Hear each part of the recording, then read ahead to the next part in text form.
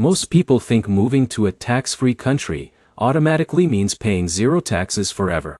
But here's the truth no one tells you. In 2026, legal tax reduction depends on residency rules, citizenship laws, and where your income is actually earned. The biggest mistake you need to avoid is believing random social media advice without understanding how international tax systems really work. In this video, I'll break down countries where foreigners can legally pay 0% tax in certain situations, how these systems work, and the hidden details most people completely ignore. And trust me, some countries on this list are far more practical than others. Let's start right away. First is the United Arab Emirates. The UAE remains one of the most popular destinations for entrepreneurs, investors, and remote business owners because there is generally no personal income tax on salaries or many forms of individual income. For example, Alex runs an online consulting company and relocated to Dubai mainly because of the favorable tax structure and strong international banking system. Now here's where it gets interesting. The UAE also offers entrepreneur visas, modern infrastructure, and strong global business access. But here's the problem. Living costs, visa fees, and company setup expenses can be high. Next is the Bahamas. The Bahamas has no personal income tax, capital gains tax, or inheritance tax in many situations. This is why wealthy entrepreneurs and investors continue moving there. But this is where most people fail. They assume simply renting an apartment automatically changes their tax obligations back home. That's not how international taxation works. Now, let's talk about Monaco. Monaco is famous for wealthy residents paying little or no personal income tax under certain conditions. But here's the truth.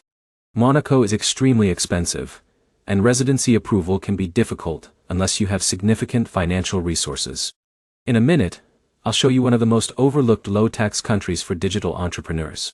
Next is Cayman Islands. The Cayman Islands remain attractive for investment funds, international businesses, and high-net-worth individuals because of their tax environment.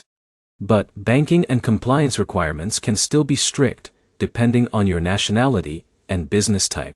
Now here's where it gets really interesting. Paraguay has become increasingly popular among some digital nomads and online entrepreneurs because of its territorial tax system. That means foreign earned income may receive favorable treatment depending on how your residency and business structure are organized.